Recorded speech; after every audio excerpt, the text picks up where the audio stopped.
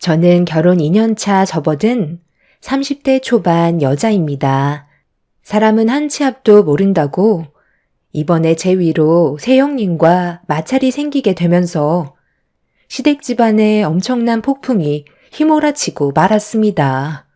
제가 며느리로 들어오게 됐을 때 새형님들이 저에게 기대하는 것들이 있었나 봐요. 하지만 저는 형님들의 행동들이 부당하다고 생각해 말을 잘 따르지 않았습니다. 그로 인해 저는 지금까지 단 한 번도 경험해 본 적이 없었던 따돌림을 처음으로 겪게 되었고, 결국 서로에 대한 안 좋은 감정의 골은 점점 깊어져만 가게 되었죠. 그리고 이번에 돌이킬 수 없는 결과를 초래하고 말았습니다. 문제의 시작은 시모의 몸에 적신호가 켜지게 되면서 몸이 급격하게 안 좋아지셨는데요. 평소에 당뇨병 질환을 앓고 계셨는데 근감소증까지 심해지면서 좀처럼 몸이 회복이 되지 않으셨어요. 적절한 운동과 식이요법을 꾸준하게 진행을 했었지만 아무래도 나이가 있으셔서 그런지 조금만 긴장을 늦춰도 몸에 즉각적인 증상이 나타나게 되었죠. 근력까지 떨어지시다 보니 누워 계시는 경우가 많으셨어요. 걷기 운동을 꾸준하게만 해도 조금은 늦출 수 있다고 의사가 설명을 해 주었지만 시모는 좀처럼 말을 들으려 하지 않으셨죠.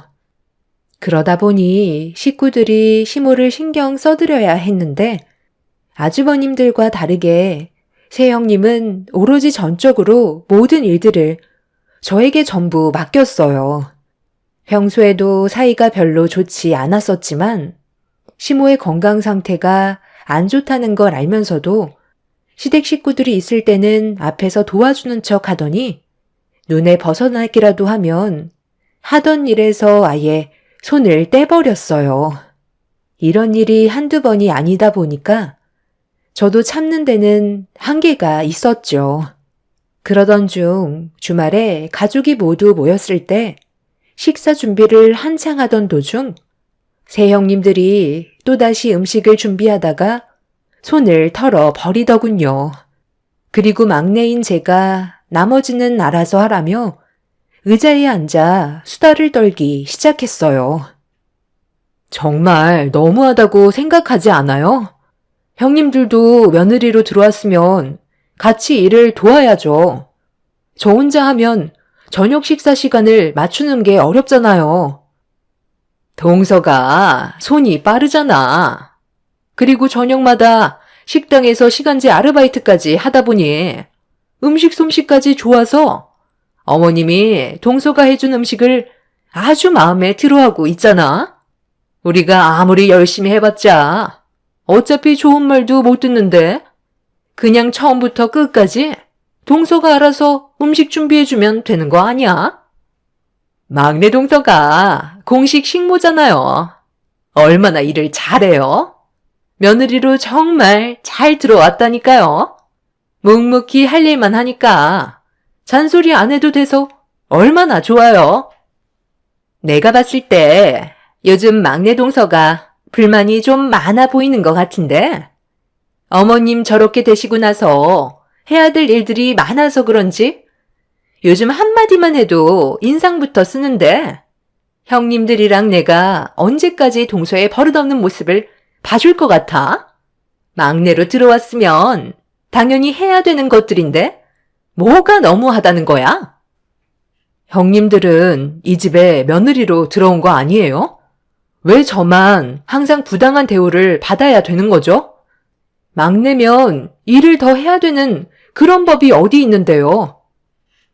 그럼 동서가 이 집에 며느리로 먼저 들어오지 그랬어. 그럼 동서가 생각하는 부당한 대우도 받지 않았을 거 아니야. 이런 말 할 시간에 음식 다 준비했겠는데? 새 형님들은 서로 대화를 주고받으면서 깔깔거리며 웃고 있었어요.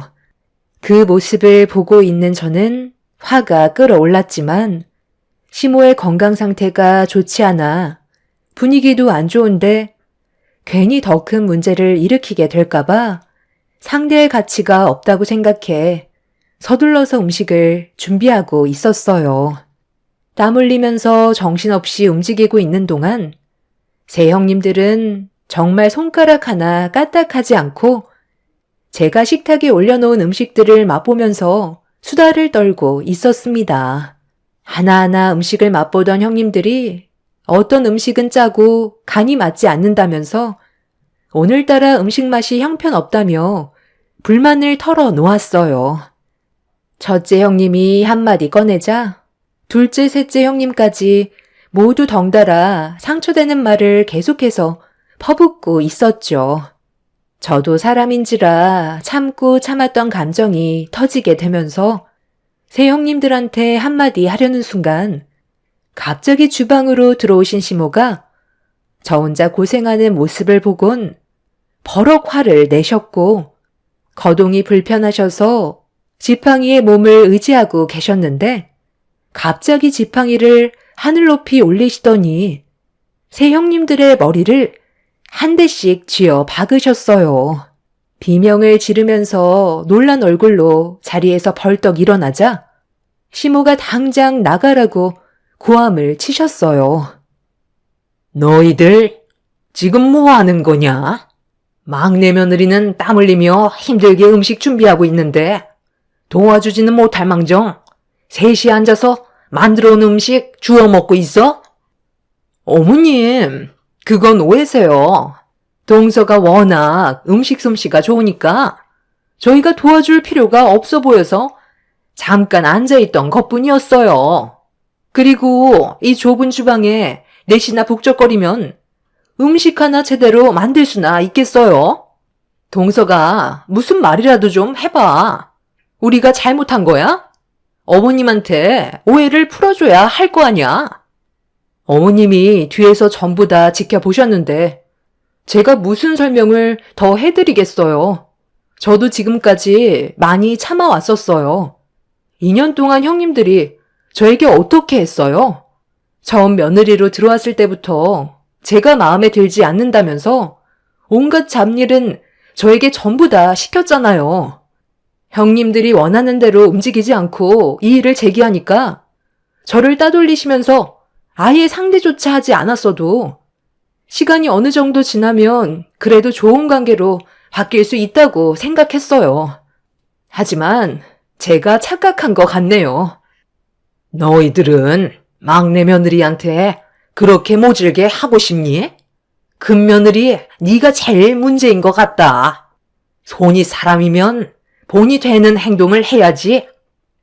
막내 동서가 처음부터 저희들한테 잘했다면 이런 일은 애초에 일어나지 않았다고요. 저희가 알아서 할 테니까 이제 그만 들어가세요. 어머님은 왜 막내 동서만 챙겨주는데요? 이것도 차별 아니에요? 저희가 열심히 해도 항상 불만만 늘어놓으시니까 얼마나 서운한지 아세요? 너희들이 처음부터 잘했다면 화를 낼 이유가 뭐가 있겠어?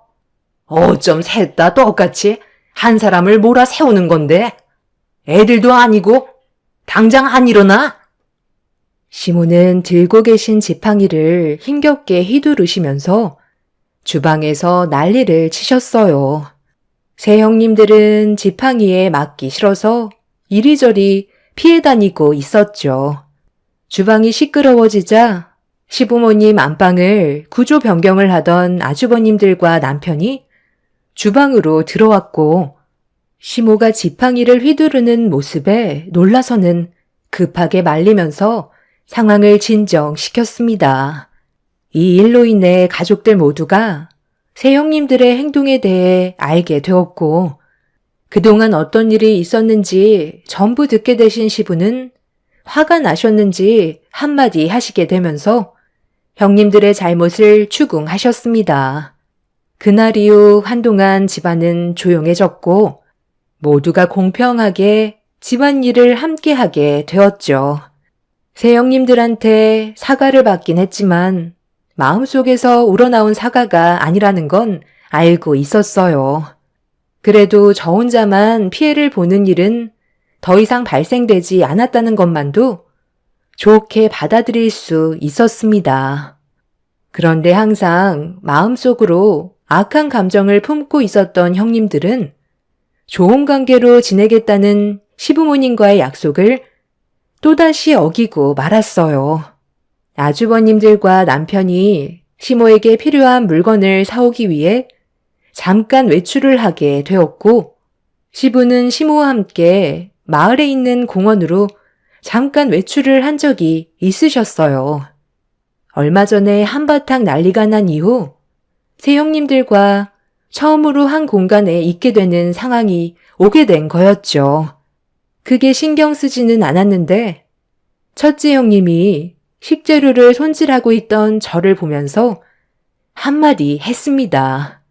갑자기 차가워진 분위기를 감지한 저는 시선을 회피하면서 할 일을 하고 있었지만 대파가 담겨있던 소쿠리를 제 머리 위로 뒤집어 씌웠어요. 내가 그동안 기회가 없어서 제대로 말을 하지 못했었는데 동서는 왜 이 모양이야? 이런 식으로 집안 분위기 만드니까 좋아? 우리가 맨날 눈치 보면서 살아야 되겠냐고. 막내로 들어왔으면 당연히 꾸준 일을 할 수도 있는 거지. 우리가 언제 얼굴 볼 때마다 동서한테만 일을 몰아줬어? 가뜩이나 어머님이 우리 셋을 마음에 들어하지 않는데 동서 덕분에 시댁에 올 때마다 눈칫밥 먹고 있다고. 늙은이들만 아니었어도 동서는 나한테 바로 머리채 잡히고 걷어차였을 거야. 요즘 아버님까지 동서 편을 들어주니까 아주 기가 살아서는 목을 빳빳하게 세우고 있는데 그게 얼마나 갈 수 있을 것 같아? 괜히 나대지 말고 적당히 하는 게 좋을 거야. 시부모님이 지켜본다고 해서 우리가 아무것도 못할 거라 생각하는데 앞으로 그 노인네들이 얼마나 더 오래 살 것 같아? 누구랑 더 오래 있게 될까? 잘 생각하는 게 좋을 거야. 인생은 줄을 잘 타야 된다고 그랬어. 동서는 지금 상당히 잘못된 길을 걷고 있다는 걸 인지 못하는 것 같은데 그러다 나중에 땅을 치고 후회할 날이 오면 어쩌려고 그래? 어차피 어머님은 이제 얼마 못 살아.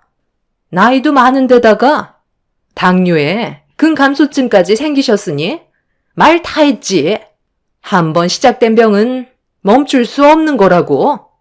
당뇨가 얼마나 많은 합병증을 가져오는지는 동서도 알 거 아니야?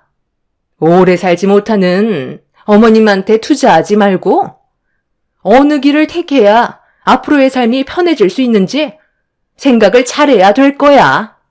아버님, 어머님 세상 떠나고 그때 돼서 감당할 수 있을 것 같아? 지금도 서로가 성격이 안 맞아서 얼굴을 붉히고 있는데 앞으로 동서가 어떻게 하냐에 따라서 삶이 편해질 수도 있는 거고 힘들어질 수도 있는 거야. 잘 판단했으면 좋겠네. 그러니까 지금 저보고 형님들이 시키는 일은 무조건 해야 된다는 건가요? 아직까지 상황 파악이 안 되는 거예요. 제발 정신들 좀 차리세요. 어머, 내가 봤을 때 동서가 지금 상황 파악을 못하고 있는 것 같은데 제발 눈치껏 좀 행동하지 그래? 사람 일 한 치 앞도 모르는 게 인생이야. 쓸데없이 객기 부리지 말고 앞으론 조용히 알아서 눈치껏 행동해. 자, 이건 첫째 형님이랑 둘째 형님이 동서한테 주라고 한 거거든? 이건 내가 주는 거니까 시부모님 오기 전에 최대한 빨리 일을 끝내주길 바래. 무슨 말인지 알지?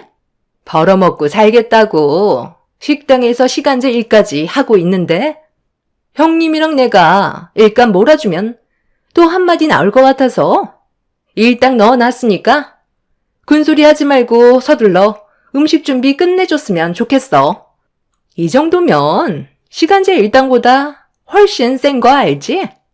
알아들었으면 9만 원 가방에 넣어놓고 그 성격 더러운 노인네들 오기 전에 서둘러 끝내도록 해. 동서도 앞으론 우리 편이 돼야 하지 않겠어?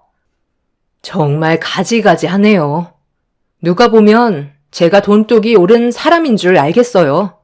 더 이상은 대화조차 나누고 싶지 않아요. 차라리 저 혼자 하는 게 나을 것 같으니까 주방에서 그만 나가주세요. 형님들한테 너무 큰 실망을 했고 2번 다시 엮이고 싶지 않습니다. 그리고 시부모님한테 노인네라뇨. 아무리 앞에 안 계신다 해도 말은 똑바로 하셔야죠. 아주버님들은 도대체 형님들과 왜 결혼을 했는지 이해를 못하겠어요. 사람에 대한 예의는 전혀 찾아볼 수도 없고 시부모님께 노인네라고 막말까지 뱉는 것 보면 그동안 어떻게 살아왔는지 안 봐도 뻔히 보이네요. 어차피 시부모님께서 나중에 세상을 떠나시면 형님들 얼굴 볼 일도 없어요. 제가 아버님 댁에 왜 오는데요? 저에게 항상 잘해주시고 딸처럼 대해주셔서 조금이나마 도움을 드리고 싶어서 오는 거지. 형님들한테 시달리려고 오는 거 아니에요. 이 집안에 며느리로 들어왔으면 똑바로들 행동하세요. 아랫사람한테 본이 돼야죠. 그리고 이런 돈 필요 없으니까 도로 가져가세요.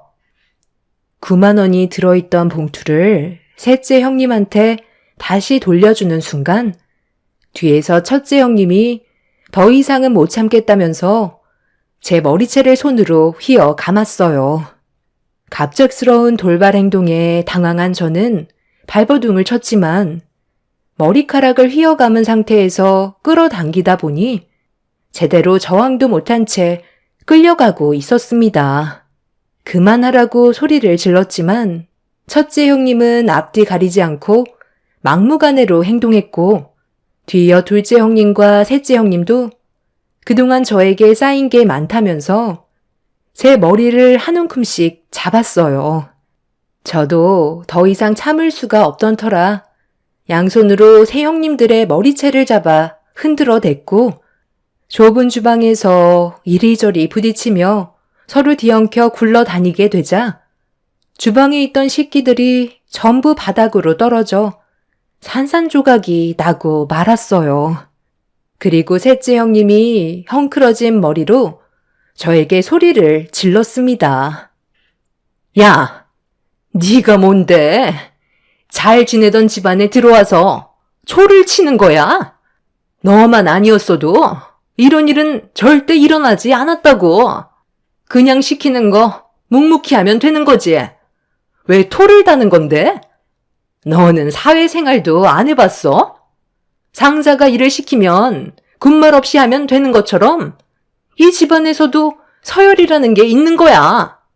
동수한테 얼마나 많은 일을 시켰다고 집안을 이런 식으로 전부 다 망쳐놓는 건데?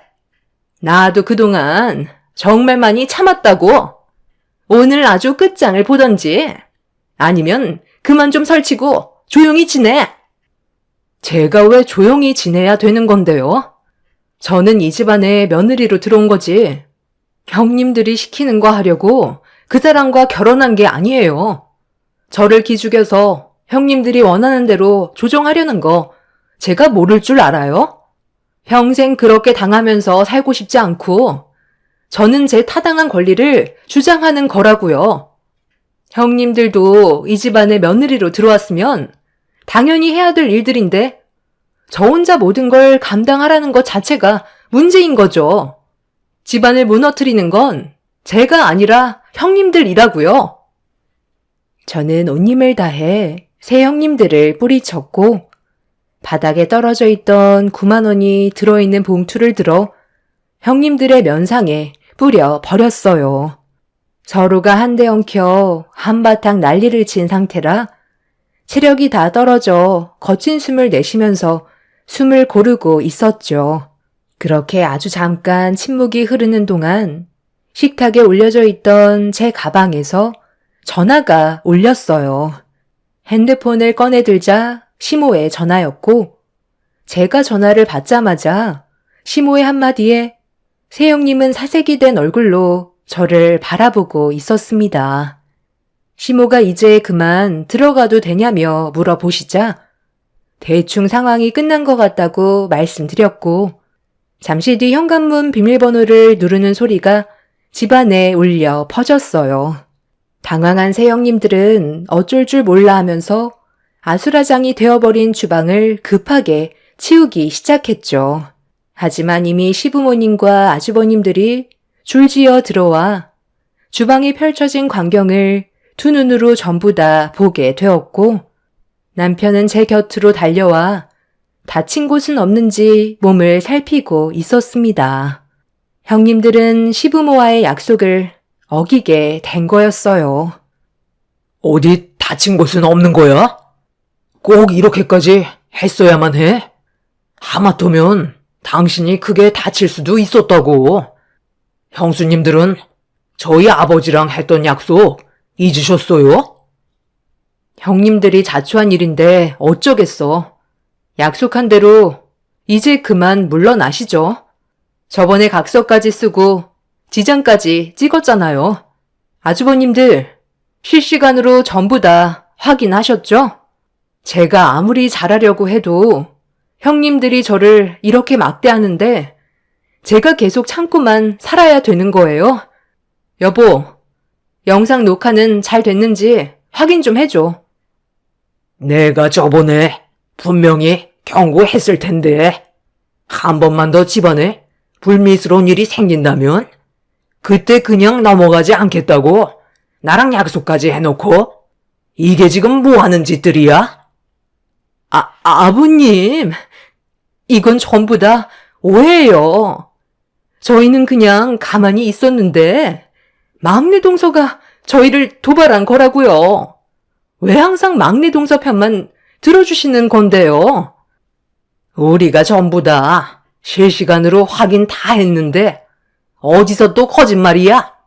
네가 큰 며느리면 밑에 애들을 잘 이끌어 가야 한다고 내가 분명 얘기했는데 너는 막내 며느리를 막대한 것도 모자라 시부모한테 노인네 취급하면서 하루라도 빨리 세상 떠나길 원하고 있었어. 겉으론 착한 척 잘하는 척 다 하더니 뒤에서 이런 모습을 보여? 그 영상 이리 줘봐라. 너는 이걸 보고도 끝까지 거짓말이 나오지? 저번에 작성한 각서 꺼내와 봐라. 오늘 아주 끝장을 보자. 온 가족이 시댁에 모이기 전에 저희 부부와 아주버님들은 시부모님과 함께 의논을 한 적이 있었어요.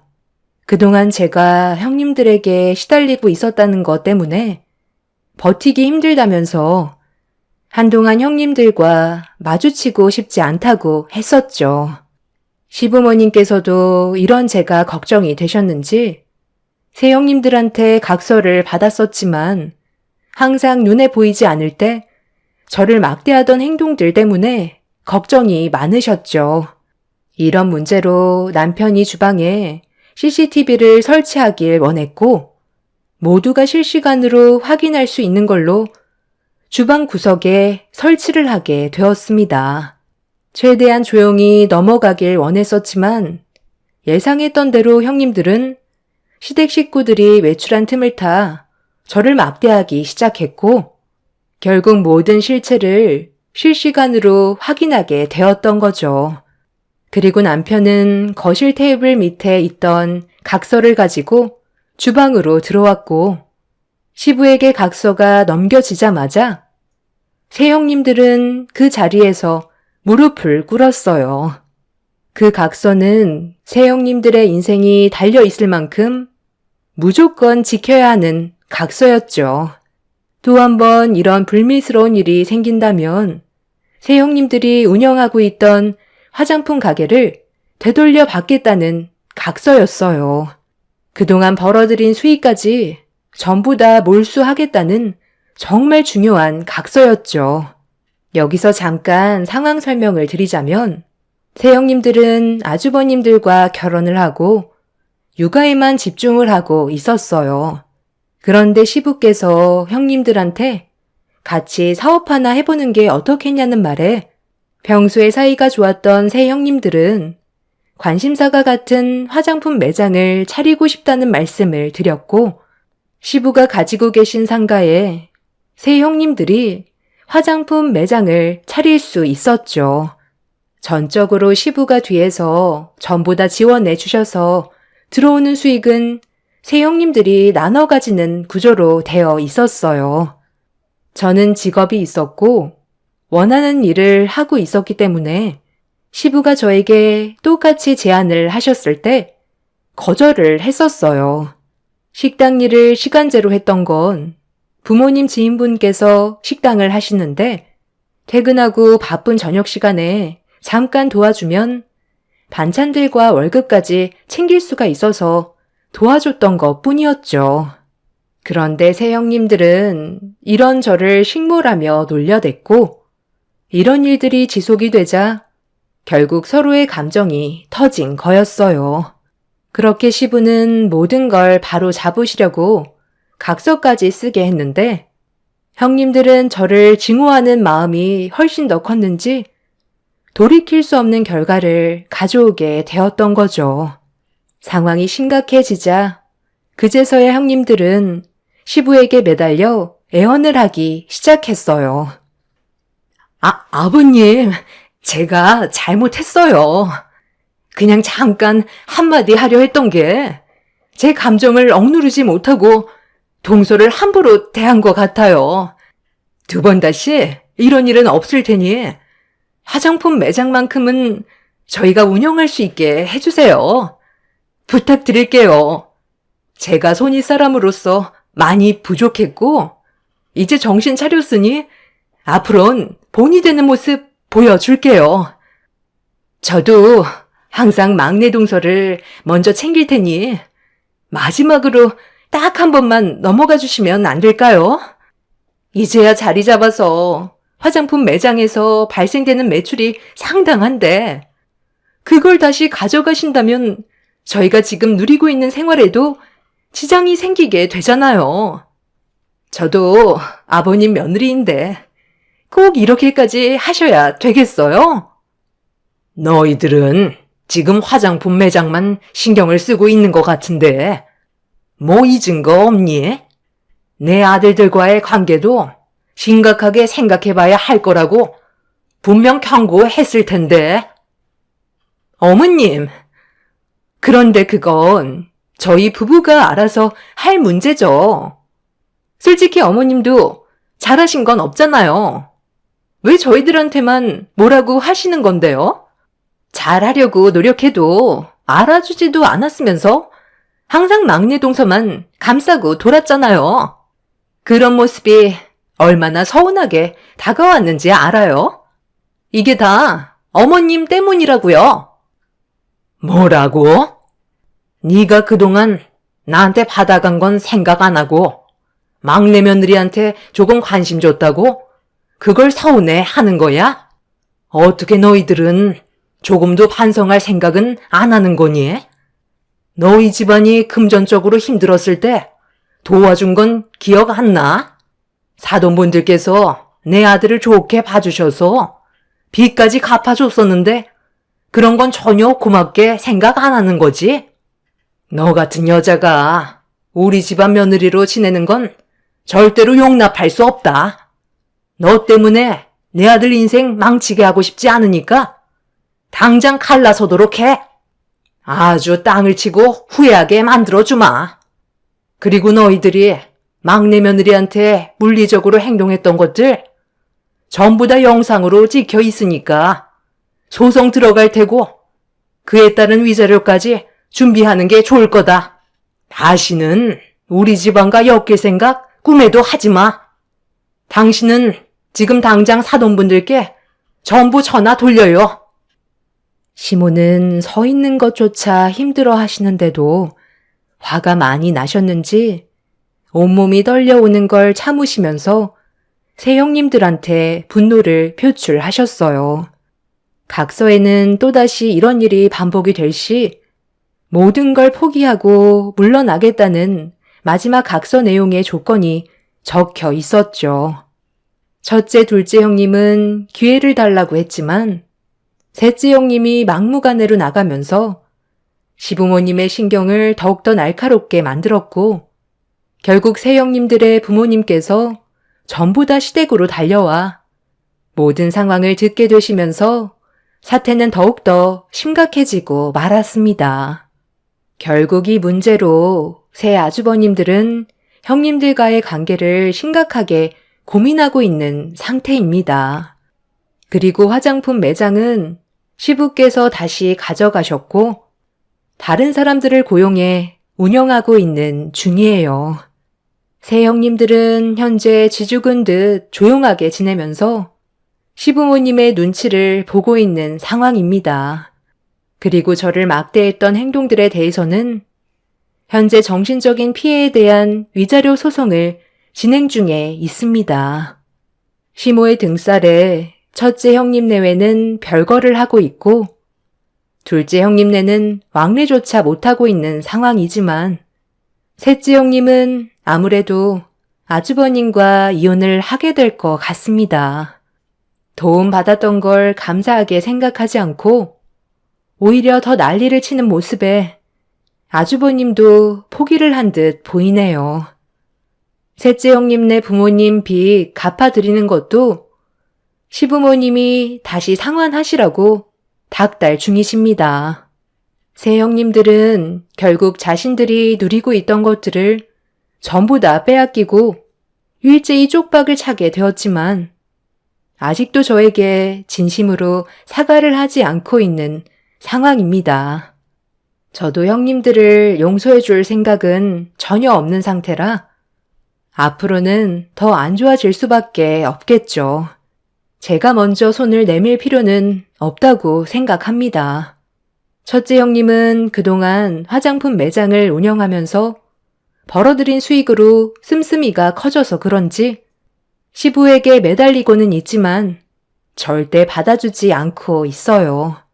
큰 아주버님도 형님의 모습에 실망을 많이 했는지 별거를 하면서 앞으로의 관계를 심각하게 고민 중이라고 하네요. 저는 그동안 묵묵히 며느리로서 할 일을 해왔었는데 왜 이렇게 사람들이 안 좋은 감정을 가지고 저를 대했는지 모르겠어요. 이런 관계가 참 안타까울 뿐입니다. 제 사연 들어주신 분들 시작되는 월요일 힘내시고 여러분들의 가정에는 행복만 가득하시길 바랍니다. 감사합니다. 안녕하세요. 사랑하는 남편과 1년 전 사별한 여자입니다. 주변에서도 갑작스러운 사별에 다들 당황스러워하고 놀라기도 했는데 그 후로 드러나는 사실들로 더 깜짝 놀라신 분들이 많았어요. 1년간 남편과의 추억을 정리하느라 정신을 못 차리다 이제야 정신을 차리고 있네요.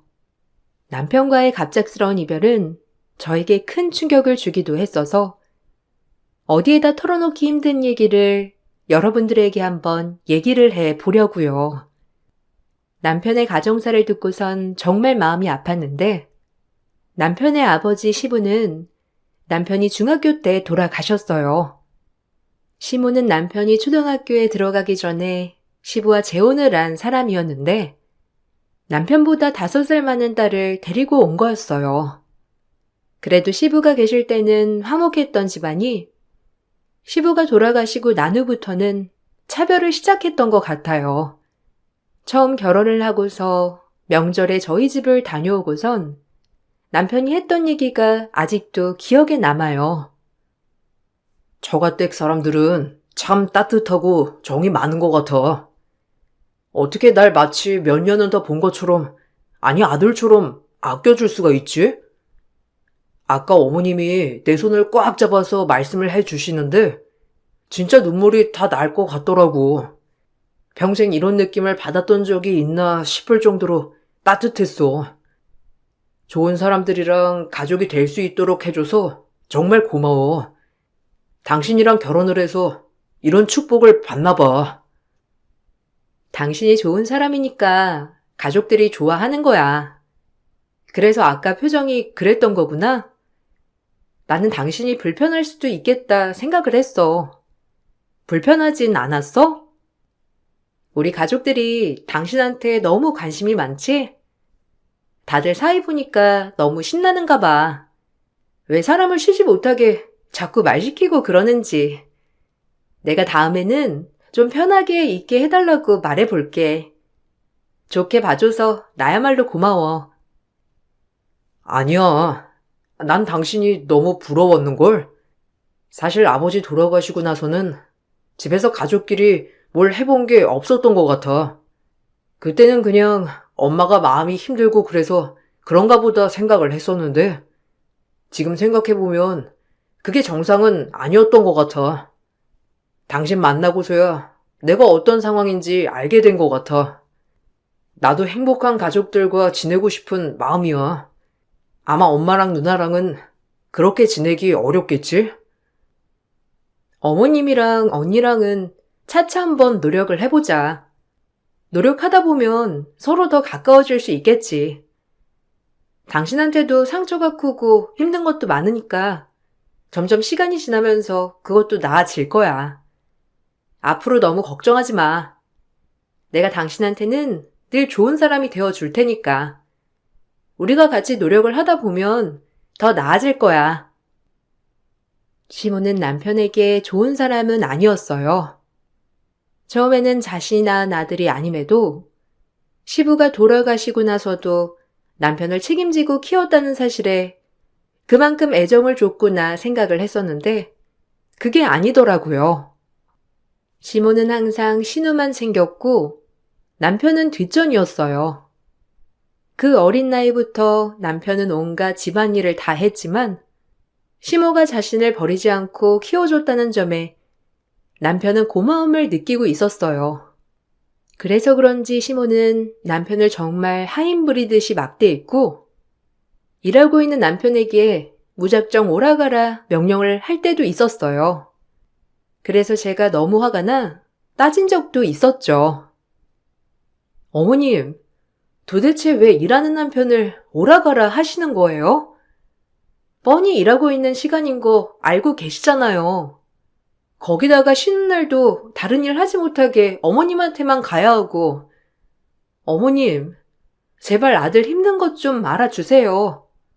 버스 타고 아니면 택시 타고 갈 수 있는 곳 가시면 그냥 혼자 가셔도 되시잖아요. 비가 오나 눈이 오나 어떤 날이든 남편만 그렇게 부르셔야 되겠어요? 네가 뭔데 상관하는 거야? 내 아들이야. 네가 상관할 바 아니니까 주제넘게 나서지 마. 걔도 불편하고 힘들면 알아서 나한테 말하지 않겠니? 근데 나한테 싫다 말하는 것도 아니고 안 가겠다고 하는 것도 아닌데 왜 그러는 거야? 너 혹시 시어머니랑 남편이랑 가까우니까 질투하는 거 아니니? 너는 참 별걸 다 질투한다. 나는 아들은 아들일 뿐이지 그렇게 애정 주면서 지낼 생각은 없으니까 너무 염려하지 말렴. 그게 아니라요. 어머님 남편이 계속 몸살 나고 아파요. 쉬지도 못해서 겨우겨우 쉬면 바로 몸살 나서 힘들어한다고요. 그게 너무 안타까워서 그러는 거예요. 어머님은 쉬는 날에도 당연하게 부르시고 형님도 툭하면 부르고 좀 너무하다고 생각은 안 하세요?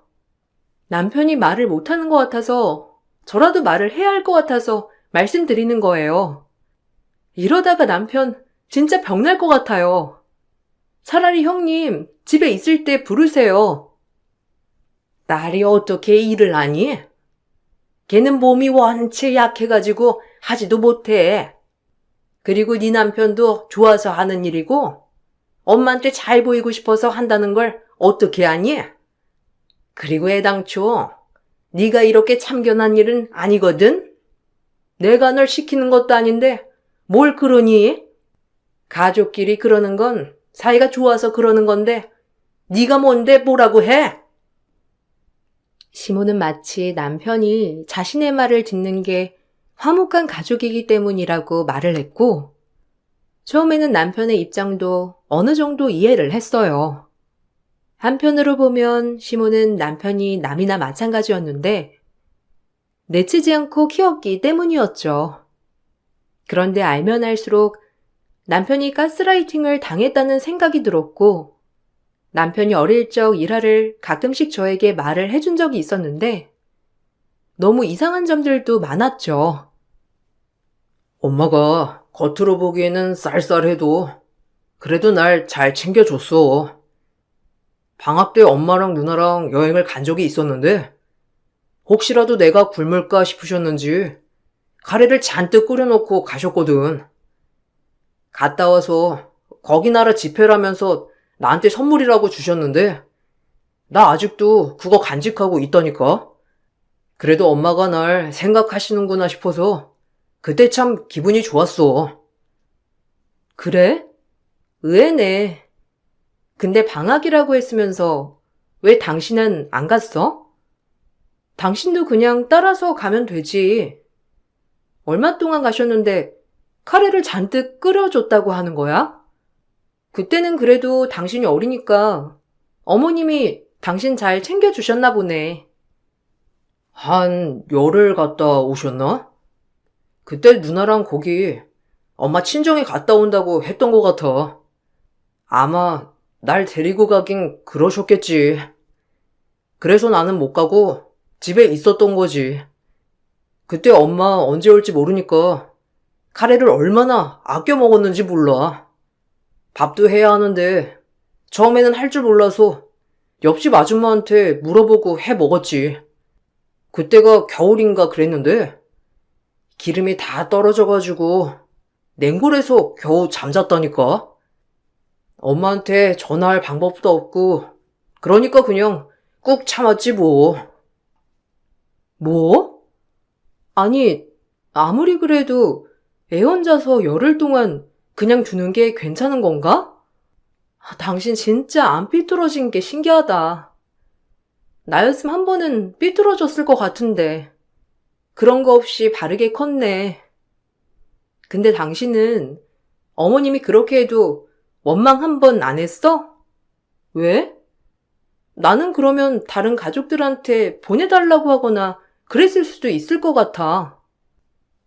글쎄, 아빠가 친척이 별로 없기도 했고 엄마가 내가 유일하게 기댈 수 있었던 어른이라고 생각했던 것 같아. 아빠 돌아가시고 나서 그리고 엄마가 나한테 다른 집에 보내겠다고 한 적은 없으니까 지금 생각해보면 왜 그랬을까 싶긴 한데 그래도 엄마가 날 버리지 않았던 것만으로도 고맙지 뭐. 남편은 크면서 크게 시모의 사랑을 받았다 생각이 들 만한 일은 없었지만 단지 시모가 버리지 않았다는 것이 크게 작용하는 듯 했어요. 저는 처음에 왜 시모가 그렇게 남편을 좋아하지 않으면서도 맡아서 키웠던 걸까 궁금했는데 남편도 그 점에 대해서는 전혀 알지 못했죠. 처음 시모는 남편만 부려먹었지만 시간이 지나면서 점점 저도 같이 부려먹기 시작했는데 남편은 시모가 하는 말에 토를 달지 않았지만 전 바쁘거나 일이 있으면 거절하는 일이 많았죠. 너는 어떻게 된 게 시어머니가 부르면 네 하고 오는 법이 없니? 아무리 바빠도 시댁 일에는 우선이어야 하는 거 아니니? 내가 다른 사람도 아니고 네 시어머니인데 이렇게 시어머니 말을 무시해도 되는 거야? 네 남편은 네가 이렇게 하면 아무 말도 안 한다니? 걔는 내 말이라면 껌뻑 죽는 앤데 어떻게 너한테도 그러나 몰라? 네가 그렇게 나온다고 해서 우리 아들은 안 바뀌어. 남편이 어머님이 시키는 거 다 하는 건 제가 뭐라고 할 순 없겠지만 저는 지금 바쁘고 정신없어서 못해요, 어머님. 다음 주도 그렇고 그 다음 주도 그렇고 바쁠 예정이고 앞으로도 바쁠 것 같아서 못 가요. 그리고 형님이 가서 도와드릴 수도 있는 건데 왜 자꾸 저한테만 오라고 하시는지 모르겠네요. 나중에 한가할 때 찾아뵙고 그때 도와드릴게요. 어머머, 너 지금 시어머니한테 하는 말버릇이 그게 뭐니? 친정에서도 그렇게 가르치디? 네가 효자 남편 만나서 다행인 줄이나 알아. 그나마 네 남편이 말을 잘 들어서 이 정도지. 네 남편까지 물들여봐. 내가 정말 가만히 안 있을 테니까. 너 자꾸 옆에서 애 자극해서 가지 말라 그러고 있는 거 아니지? 네가 아무리 며느리라도 걔는 1순위가 나야. 괜히 꼬드겨서 마음 잡고 있는 애 흔들 생각하지 마라. 흔들려고 하는 게 아니라요. 어머님, 먼저 자기 일이 우선이잖아요. 남편은 자기 일이 우선이 아니고 어머님 아니면 형님 일이 우선이 되고 있어서 그래요. 어쨌든 저는 바쁘거나 그러면 도와드리지 못할 것 같네요. 시모는 동네에서 식당을 하고 있었는데 온갖 재료를 사는 것부터 손질하는 것까지 사소한 건 모두 다 남편을 시켰죠. 거기다가 새벽에 시장을 못 가면 출근하기 전에 남편에게 시장을 봐달라는 말도 서슴없이 하셨고, 제가 제일 불만이었던 건 자식들 중에서 남편만 이런 일을 한다는 것이었어요. 신우는 더군다나 일도 하지 않고 시모 집에서 같이 살고 있었는데도 불구하고 아무것도 하지 않았고, 거기다가 자기가 귀찮으면 당연하게 남편을 부려먹기도 했어요. 어느 날 남편이 몸살에 걸려 누워 쉬고 있을 때 신우에게서 연락이 오더라고요. 야, 마트 가서 내 양말이랑 아이스크림 좀 사와. 그리고 간 김에 탄산음료도 좀 사오고. 아, 저번에 사온 건 맛없더라. 그니까 좀 괜찮은 걸로 사와. 엄마랑 저녁에 해먹기 귀찮은데 마트 가서 먹을 거 있으면 그런 것도 좀 챙겨서 사오고. 알았냐? 전화를 받았으면 말을 해야지. 왜 아무 말도 안 하고 있어? 저예요, 형님. 남편 몸살 나가지고 지금 못 나갈 것 같아서 제가 받았어요. 근데 양말이나 아이스크림은 형님이 나가셔서 사오셔도 되지 않아요? 마트가 먼 것도 아니고 바로 삼문거리에 있는데 어머님이랑 저녁 해 드시기 귀찮으시면 제가 차라리 시켜드릴게요. 그러는 게 나을 것 같아요. 그리고 남편 당분간 형님이 이렇게 심부름 시키는 거 못할 것 같아요. 몸 상태가 좋지 않아서요. 걔는 안 움직여서 그래. 원래 잘 움직이는 앤데 요즘 바쁘다 뭐다 핑계만 대면서 안 움직여서 그렇지. 움직이면 또 한결 나아지니까 얼른 걔 바꿔줘. 급하단 말이야. 마트 이제 가야 문 안 닫는데. 뭐 얼마나 아파서 몸살 나서 못 온다는 거야. 당장 죽을 거 아니면 좀 움직여도 괜찮아. 옳게는 모르겠지만 집에서 마트 가는 거 그리고 3분 아니거든? 꽤 멀다고. 형님, 그래도 이건 아니죠.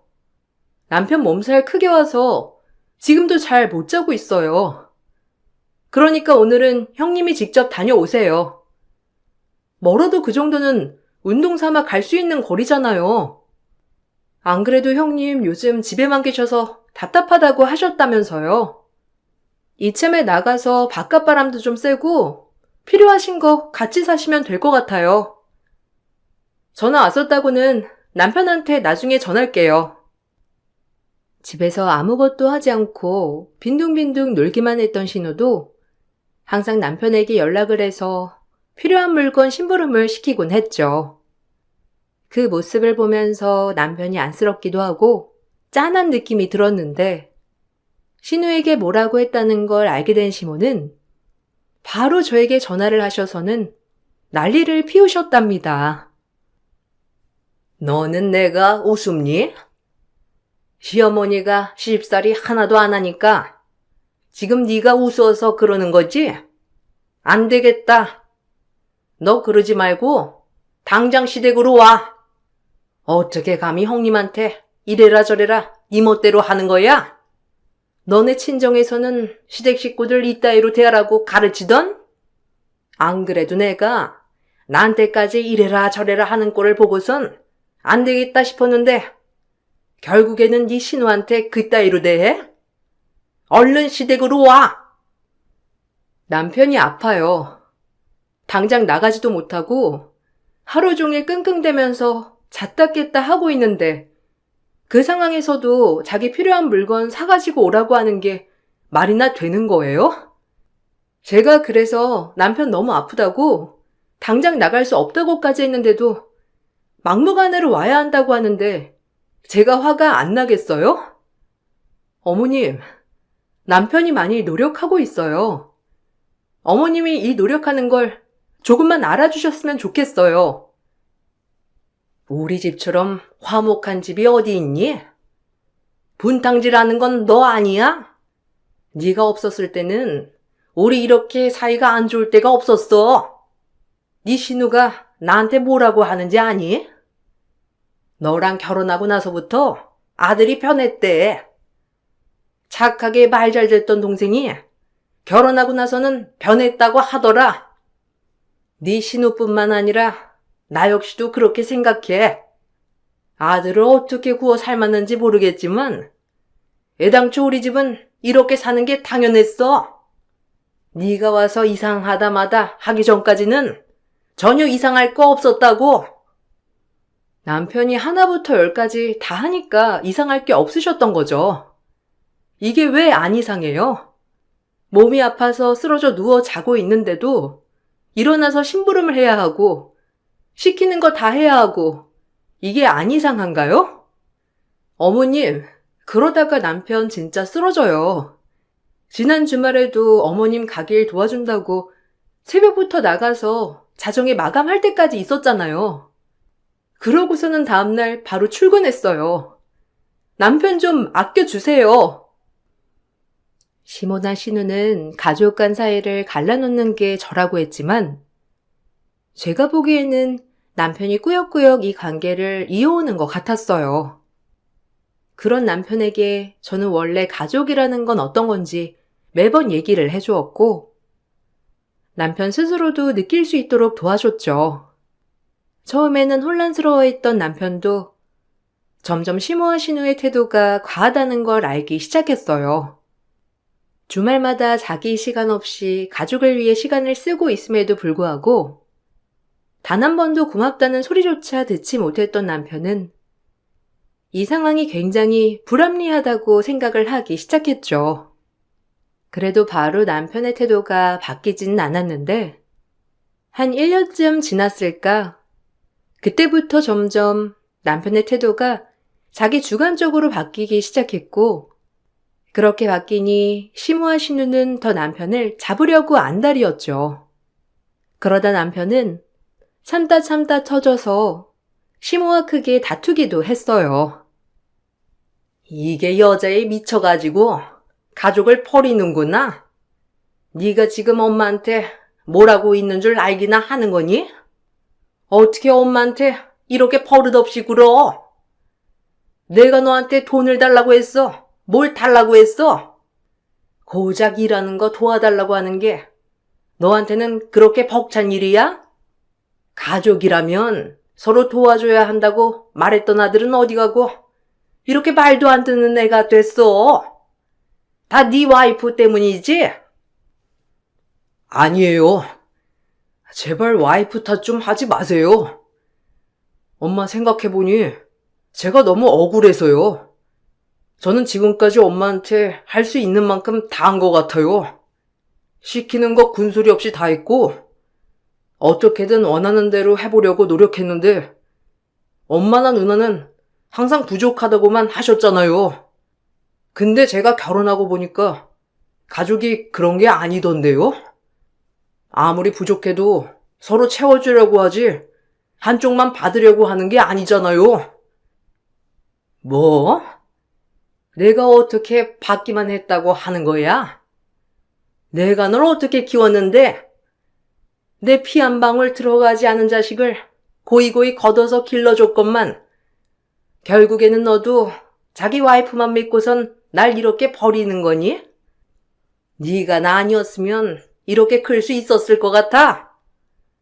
네 아빠 친척들 중에서 널 키우겠다고 했던 사람이 있었을 것 같냐고.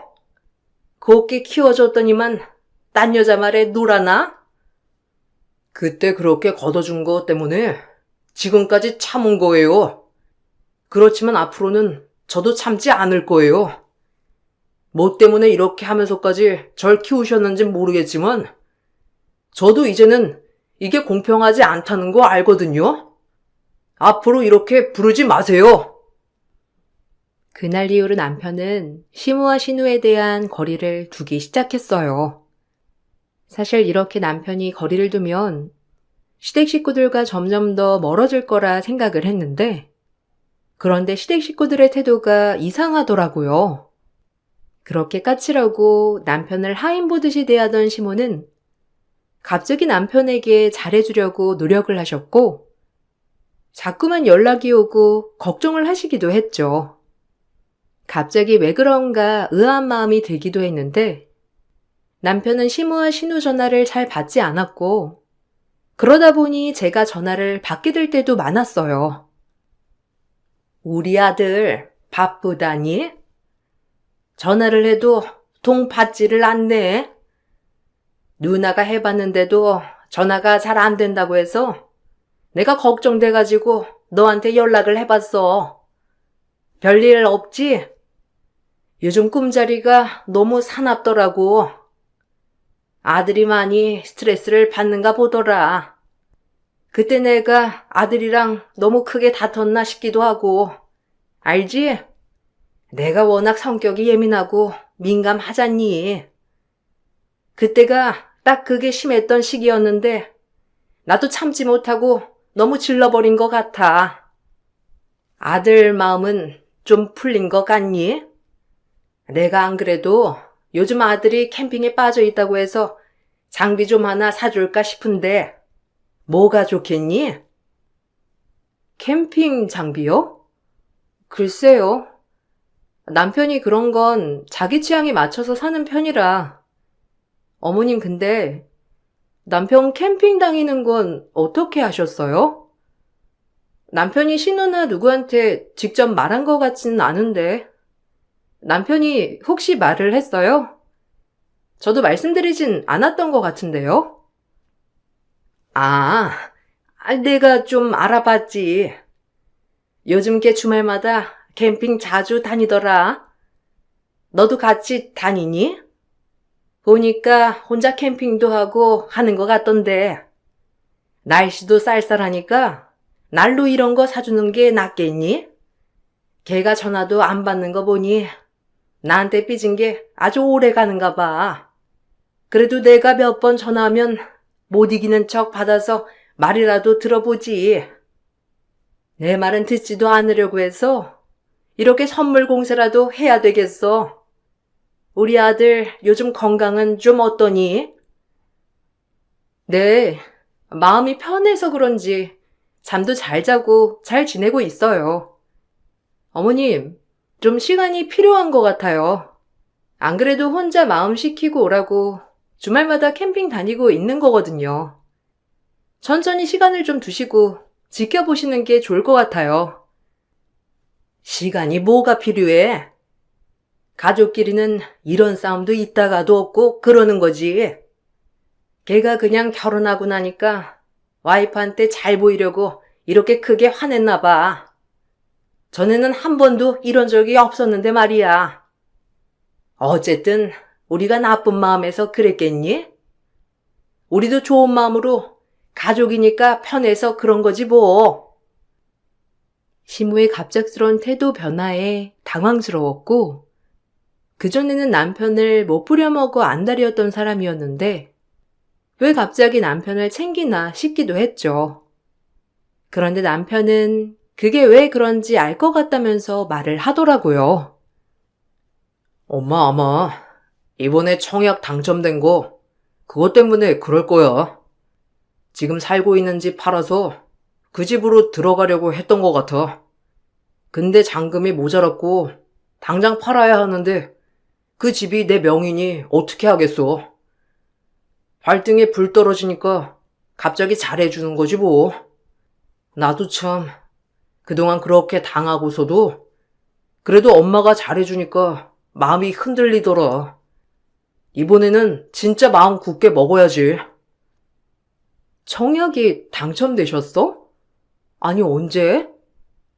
평생 그냥 그 집에서 사시는 거 아니고? 굳이 지금 집을 바꿔야 할 이유는 없잖아. 아이가 있는 것도 아니고 집이 불편한 것도 아닌데 갑자기 왜 이사를 가시겠다고 다짐을 하신 거야? 아마 엄마는 그 집이 내 명이라는 게 마음에 들지 않으셨겠지. 어쩐 일이었는지 아빠가 돌아가시기 전에 집 명의를 나로 바꿨더라고. 나도 몰랐는데 나중에 크고 나서 알았어. 그때는 그냥 그런가 보다 싶었는데 지금 생각해보면 그 집마저 없었으면 엄마가 날 키우지 않으셨을 수도 있겠다 싶기도 해. 어찌되었든 그 집 덕분에 내가 고아원에 가지 않고 남을 수 있었으니까. 저번에 다투기 전에 엄마가 집을 정리하자고 하셨는데 난 그게 싫더라고. 왠지 끝이 보이는 것 같은 느낌이라서. 그런 것까지는 몰랐네. 당신 힘들었겠다. 그래서 어머님이랑은 얘기를 해봤어? 굳이 이사를 갈 필요는 없는데 왜 가신다는 건데? 그래서 당신 어쨌든 집을 정리하기로 생각을 한 거야? 모르겠어. 나도 그 집을 처분을 해야 할지 말아야 할지 모르겠네. 엄마는 이제 와서 집을 안 팔아도 된다곤 했지만 아마 청약이 아깝다 어쨌다 하는 거 보면 팔았으면 좋겠다 생각을 하시는 것 같아. 그 집이 훨씬 더 새 집이고 엄마의 이름으로 될 수 있는 거니까. 집 처분 문제로 시모와 남편이 다퉜다는 걸 알고서는 저는 깜짝 놀랄 수밖에 없었어요. 정말 집 때문에 아이를 걷어 키웠던 것일까 싶었거든요. 어쨌든 냉정기를 거쳐 시모는 적극적으로 사이를 풀려고 노력하셨고 남편 캠핑가 있는 곳을 어떻게 알았는지 찾아가 난로를 선물해 주시기도 했죠. 남편이 그래도 좋았는지 시모가 준 난로를 사진으로 찍어 보내줬는데 그때 보내준 사진이 마지막이었어요. 남편은 다음날 일산화탄소 중독으로 깨어나지 못했고 갑작스러운 이별에 전 너무나 놀랬어요. 저보다 시댁 식구들이 더 놀랬는지 장례가 떠나가라 울부짖었는데 그때 한 남자가 나타나 조문을 했어요. 처음 보는 사람 같았지만 어딘가 낯설지 않았고 인사를 건네고선 쳐다봤는지 그 남자는 저를 보며 웃더니 저에게 다가와 속삭였어요. 저 집안은 전부 최고 연기상감이야. 그러지 않고서야 저렇게 눈물을 흘린다고? 대단하네, 저 옆였네. 아, 우리 처음 보죠? 나는 저기 있는 당신 신우 아비 되는 사람이에요. 뭐 얼굴 볼 일은 없었으니 그쪽은 날 몰랐겠지만 나는 여러 번 봐서 알고 있었어요. 어쨌든 지금 사인 나왔어요? 그냥 사고사로 끝나고 장례 치르는 건가? 네? 아니, 지금 무슨 소리를 하시는 거예요? 사고사가 아니면 다른 게 있다는 말씀이세요? 신우 아버지시면 저희 시어머니 전 남편이시잖아요. 근데 어떻게 여기까지 오신 거죠? 그리고 연기상감이라니요? 저게다 연기라고 하시는 건가요? 아유, 아직 새댁이 뭘 잘 모르는가 본데. 저 사람들 아주 독한 사람들이에요. 내가 같이 살아봐서 알지. 당신 남편 불쌍해서 내가 찾아왔어요. 캠핑 좋아한다고 했죠? 나는 저 옆편네가 날 왜 만나러 왔나 했지. 이제 와서 합치자고 하는 것도 아닐 테고. 캠핑 같은 건 딱 질색인 사람이 갑자기 나한테 와서 캠핑 난로를 묻더라고. 아, 내가 캠핑 장비 팔고 있거든요. 어머님이 캠핑 장비를 사러 가셨다는 건가요? 아, 그때 남편이랑 사이가 좋지 않을 때 선물로 난로를 해주면 어떨까 저한테 물어보신 적은 있어요. 아마 그것 때문에 찾아가신 것 같은데. 근데 그게 왜요? 왜 독하다고 하시는 건지. 뭐 사실인지 아닌지는 나도 모르겠지만 캠핑하면서 난로 쓸 때는 환기가 중요하거든요. 춥다고 다 닫고 난로를 켜버리면 일산화탄소 중독으로 이렇게 깨어나지 못하게 되죠. 그래서 경보기도 같이 주는데 이상하게 저 옆에 내가 경보기는 필요 없다면서 그냥 두고 가더라고요. 수상하다. 뭔가 낌새가 있다 싶었는데 역시나 뭐 큰돈 나갈 일 있었어요? 전 남자의 말에 경악을 할 수밖에 없었는데 바로 전에 남편과 했던 대화가 바로 시모의 청약 당첨이었기 때문이죠. 전 장례가 마무리되기 전에 빨리 알아봤고 남편에게 보험 가입이 되어 있는 건 없는지 집을 내놓고 거래가 된 것인지를 알아봤답니다. 캠핑장에도 혹시나 CCTV가 없었는지 물어보기도 했는데 제 낌새가 이상했는지 시모 신우는 미쳤다면서 절 욕했죠. 너 지금 제정신이니? 남편 상중인데 지금 어디다가 정신 팔려 있는 거니? 안 그래도 불쌍하게 죽은 아들. 굳이 꼭 그렇게 외롭게 보내줘야 하는 거야? 와이프면 그래도 남편 죽었으니 펑펑 울어도 모자를 판국에 어딜 그렇게 싸돌아다니고 있는 거야?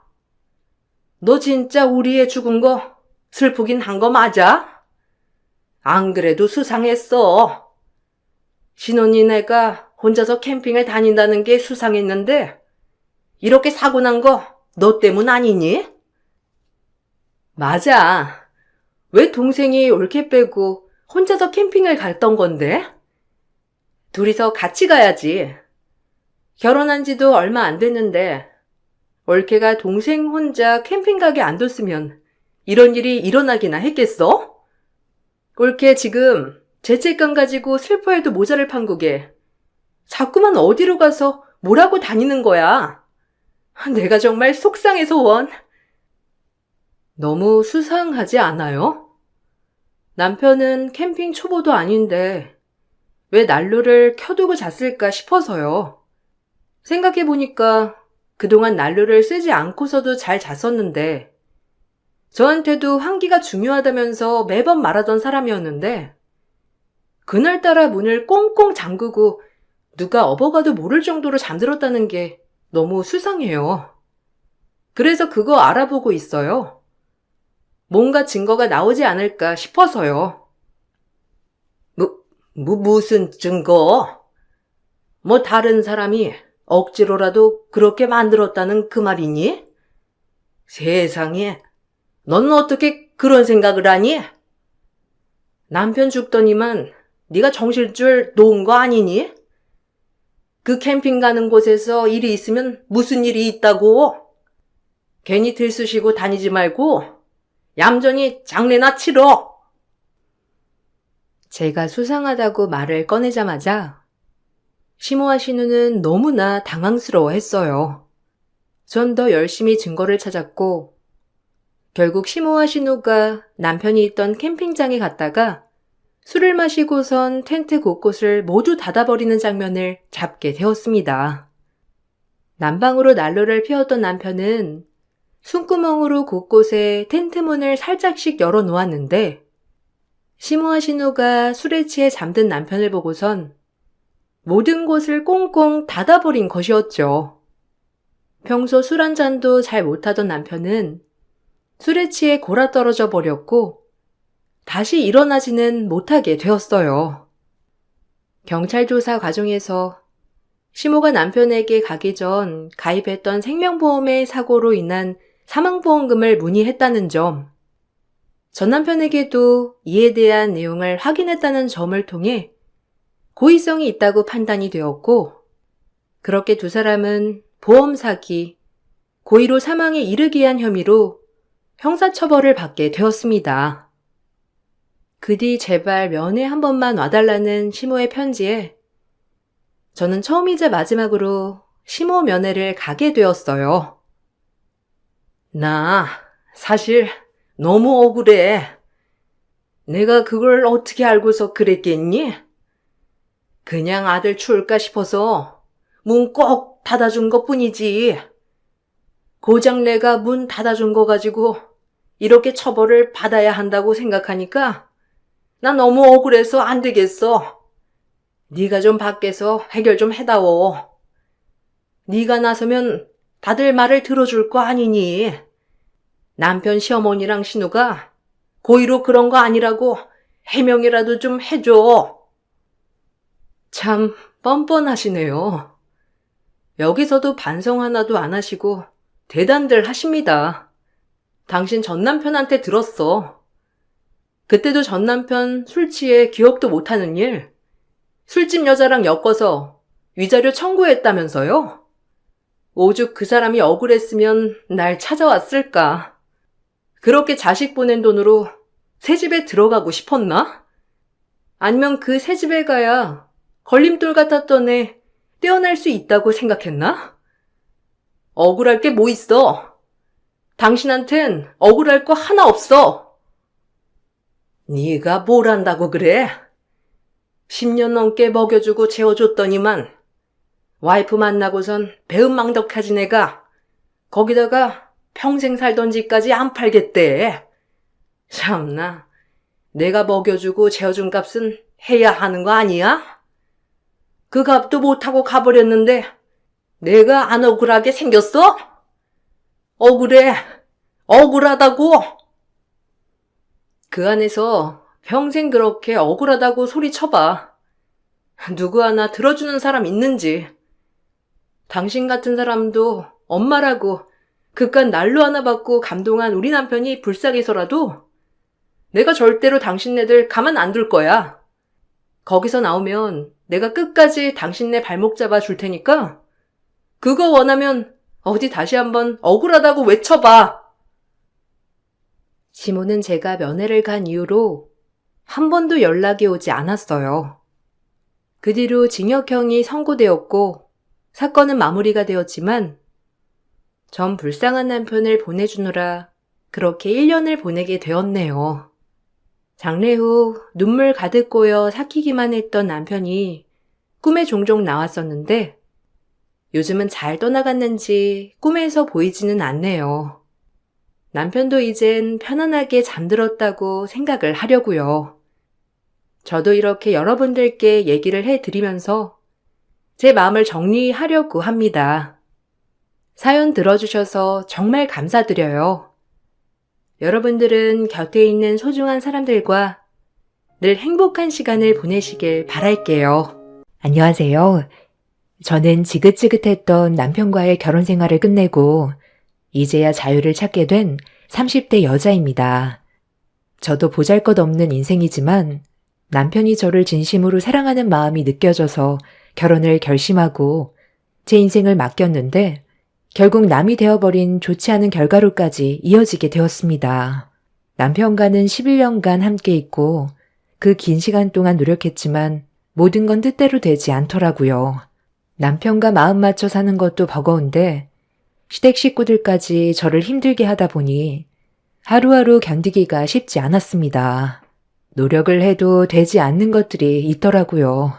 그러다 보니 저도 이런 삶들이 지쳐버려 더는 좋은 감정이 나올 수가 없었어요. 처음 남편과 결혼했을 때는 서로 가진 것도 없이 시작해도 제가 의지할 사람이 있다는 거에 감사했고 너무 행복했었는데 임신을 하면서부터 제 인생은 180도 달라지게 되었습니다. 둘이 벌어도 많이 힘든 상황인데 자리도 잡기 전에 임신부터 했다고 시댁 식구들에게 욕을 한 바가지 먹었어요. 그때부터 삐걱거리기 시작한 삶은 결국 이혼까지 치닫게 되었습니다. 처음 남편과 결혼하려고 인사를 드리러 갔을 때 제가 혼자라는 사실을 마음에 들어하지 않으셨어요.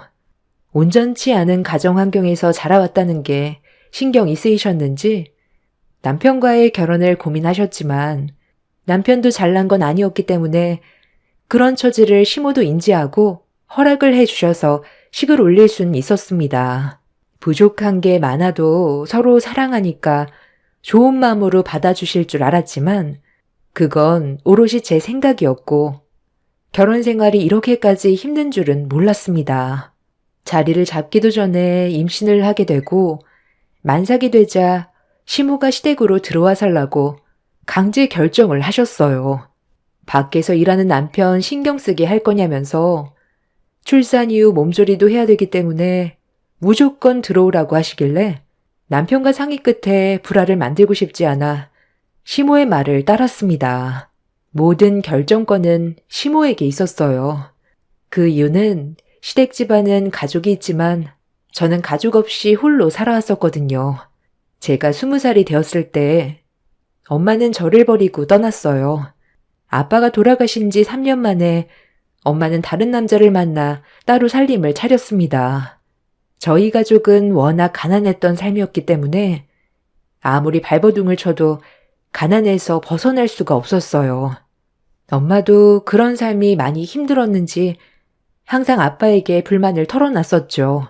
그런 모습들을 지켜봐오던 저도 많이 힘들었지만 아빠가 돌아가신 이후 저를 버리고 떠나셨을 땐 모든 걸 다 잃어버린 느낌이었습니다.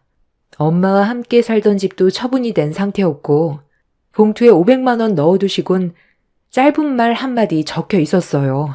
이 세상에 엄마는 원래 없는 존재였던 것처럼 살라며 저와 함께한 기억들 전부를 잊어버리겠다면서 뒤도 안 돌아보고 도망을 쳤어요.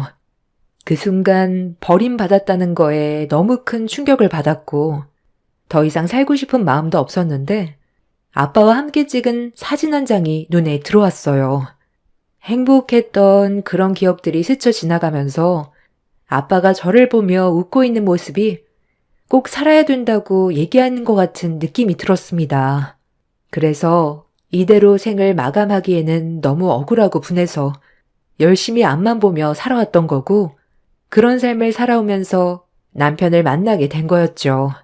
가족에 대한 그리움을 시댁 식구들이 채워줄 수 있을 거라고 생각했는데 그것도 아니었어요. 제 생각과는 전혀 다른 결혼 생활이었지만 그래도 가족이 없는 것보단 있는 게 의지할 곳이 있다는 거에 감사하며 살아왔습니다. 엄마한테 버려진 거에 비하면 버틸만 했었는데 세월이 지나면서 제 마음에도 점점 병이 들었었나 봐요. 출산 이후 시댁에서 몸조리 받을 때부터 시작해 현재까지 11년의 시댁 생활을 하는 동안 몸도 마음도 지쳐버린 것 같았습니다. 언제부터인가 시모가 무슨 말을 해도 귀에 들어오지가 않더라고요.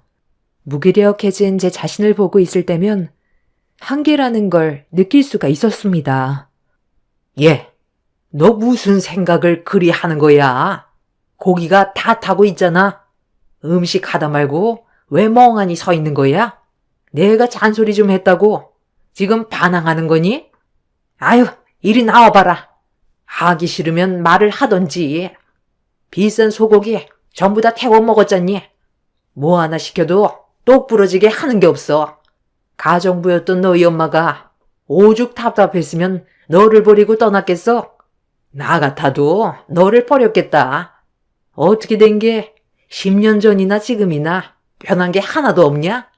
매일 눈 뜨고 눈 감을 때까지 잔소리 듣는 거 지겹지도 않아? 갑자기 왜 가정부 얘기가 나오는 건데요? 그 사람이 가정부였던 게 무슨 상관인 거죠? 이런 식으로 트집 잡으려고 그 사람에 대해 물어본 거였어요? 네가 하는 짓을 봐봐라. 비싼 소고기는 다 태워 먹고 좋게 해주고 싶어도 달라지는 게 없으니 좋은 말이 나가겠니? 너 왜 등원 보내고 해야 될 일을 안 한 거야? 애 등원 보내고 바로 집안 청소하고 아침상 준비하라고 했는데 커피를 마시고 있어? 요즘 아주 막 나가려고 작정을 한 거지? 내가 지금 화가 치밀었는데도 최대한 참고 있는 중인 거 알면서 왜 나를 계속 건드려? 한번 해보자는 거야? 너희 집에서 쫓겨나고 싶니? 내쫓기면 갈 데도 없는 게 어디서 지금 누나를 부라리면서 혜미를 노려봐? 너는 내 집에서 평생 군말하지 않고 가정부 역할이나 하면서 살면 되는 거야. 그 피가 어디 가니? 지금 말 다 했어요? 제가 뭘 어쨌길래 그 사람과 비교를 하는 건데요. 저도 좀 쉬고 싶어서 아침에 정신없이 아이 등원 보내고 숨 좀 돌릴 겸 커피 한 잔 했어요. 그런데 그게 그렇게 잘못된 일이에요? 제 입에 커피 한 잔 들어가는 게 꼴 보기 싫어 죽겠어요? 이런 식으로 살 바엔 차라리 그냥 나가서 사는 게 낫겠어요. 저도 더는 참기가 힘들어요. 어머님한테 받는 스트레스가 너무 커서 우울증까지 왔다고요. 저를 계속 막대한다면 그 사람과도 그만 끝낼 거니까 그런 줄 아세요. 이 집안에 제 편도 없고 저를 위해주는 사람 단 한 명도 없는데 지금까지 참아왔던 이유가 뭔 줄 아세요? 저는 한번 버림받은 존재니까요. 이 집안에서도 버림받고 싶지가 않아서 지금까지 버티며 살았던 거예요. 노력하면 어머님도 저에게 마음을 열어주실 거라는 작은 희망 하나 가지고 힘들게 살아왔는데 역시 사람은 안 변하네요. 앞이 보이지 않는 감옥 같은 이곳에 더는 있을 필요도 없겠어요. 애 하원하면 데리고 나갈게요. 애를 데려가겠다고? 네가 원하는 대로 내가 순순히 따라줄 것 같니? 억지를 부려도 적당히 해야지. 그냥 죄송합니다. 한마디 하면 끝날 문제인데 상황을 악화시켜서 어쩌겠다는 거야? 왜 대답이 없어? 너 정말 나랑 한번 해보겠다는 거지? 오냐? 오늘 갈 때까지 한번 가보자. 나갈 거면 애는 두고 너만 짐 싸서 나가. 에휴, 저러니 욕을 안 하려야 안 할 수가 없는 거야. 지금까지 우리 집에서 무상으로 먹고 살았으면 감사하게 생각하고 쥐 죽은 듯이 살아야 되는 거 아니야? 배가 불렀지. 며느리가 아주 배가 불렀어. 당신은 저런 말을 하는데도 그냥 듣고만 있을 거야? 당장 내쫓아 버려. 고생 한번 해봐야 여기서 살았던 게 행복한 줄 알지? 그렇잖아도 내쫓으려 했어. 너 꼴 보기 싫으니까 당장 나가라. 여기서 아무것도 들고 갈 생각 말고 맨몸으로 나가거라. 들어올 때도 맨몸으로 들어왔으면 나갈 때도 맨몸으로 나가야지. 그리고 너는 어미라는 게 너만 고생하면 되지. 자식까지 버림받게 만들 거니? 내 손주는 절대 못 주니까 너만 나가라. 시모는 제가 고생 좀 해봐야 정신을 차릴 것 같다면서 내쫓으려 하길래 제 아이는 데리고 가겠다고 하자 갑자기 현관문 앞에 있는 빗자루를 들더니 저에게 마구잡이로 휘둘렀어요. 이성을 잃은 시모의 행동에 맨몸으로 도망을 나오게 되었고 하원하는 제 아이를 시부가 먼저 데리고 가버려 한참 동안 시댁 앞에서 아이를 보내달라고 얘기했지만 굳게 닫힌 문은 열리지 않았습니다. 아이 걱정에 저녁 시간이 될 때까지 집 앞에 서 있다가 퇴근한 남편과 마주치게 되었습니다. 잘하는 짓이다. 네가 이러니까 욕을 먹는 거야. 왜 쓸데없는 일을 키워서 상황을 안 좋게 만들어? 우리 어머니가 당신 얼굴 평생 보고 싶지 않다고 하셨어. 나도 이런 삶이 이젠 지친다. 언제까지 뒤에서 이런 관계를 지켜봐야 되는 거야? 그동안 할 만큼 했다고 생각해. 어차피 오래 지속되지 못할 거라는 거 알고 있었잖아. 애는 우리가 키울게. 가뜩이나 없는 형편인데 냉전 한 푼 없는 당신이 애를 데리고 가서 뭐 어떻게 살려고? 당장 집 하나 구하는 것도 힘들잖아. 나랑 이혼하고 위자료 얼마나 받을 수 있을 것 같은데? 원룸 하나 겨우 받을 수 있을 정도밖에 못 받을걸? 우리 집안 빚 갚는데 돈 다 나가고 모아둔 재산도 없는데 당신한테 줄 위자료가 어디 있겠어? 지금까지 데리고 살아준 거 돈으로 환산하면 그게 위자료 포함된 거나 마찬가지인 거야. 쓸데없이 애까지 힘들게 하지 말고 당신이 그렇게 원하는 자유 찾아가. 나도 이참에 우리 집안에 헌신하고 잘할 수 있는 그런 여자를 새로 들이든지 해야 되겠다. 당신보단 차라리 외국인 여자가 낫겠어. 시키면 시키는 대로 군말하지 않고 할 거 아니야? 애 앞날까지 망치지 말고 망가질 거면 당신 혼자 망가져. 너는 내 입장에 대해서 조금도 이해해주지 못하는구나. 내가 여태껏 왜 버티며 살아왔는지 뻔히 알면서 어떻게 그냥 갈라서 자는 얘기를 할 수가 있어? 결혼 전에는 가진 거 없어도 평생 행복하게 해주겠다는 그 말 한마디 믿고 지금까지 버티면서 살아왔었는데 너는 분가할 생각도 전혀 없었던 거지? 말로만 분가하겠다고만 했지. 아예 생각 자체도 없었잖아. 당신 식구들 때문에 힘들다고 몇 번이나 얘기했었는데 맨날 알겠다고만 하지. 결국 달라지는 거 있었어? 죽이 되든 밥이 되든 애는 내가 데려가. 이 집에서 살다간 네 집안 식구들처럼 정신이 이상해져 버릴 거야. 어차피 이렇게 된 거 나도 너랑 더 이상 살고 싶지도 않고 끝내고 싶으니까 당장 내 아이 데리고 나와. 네가 원하는 여자 데리고 살면 되잖아. 이 문제로 소송까지 가는 돈이 아깝다. 빨리 데리고 나오라고. 얘가 아주 동네 창피하게 어디서 소리를 빽빽 질러? 너 정말 갈 때까지 가보겠다는 거야? 그냥 숙이고 들어오면 끝인 건데 왜 일을 계속 키우는 건데?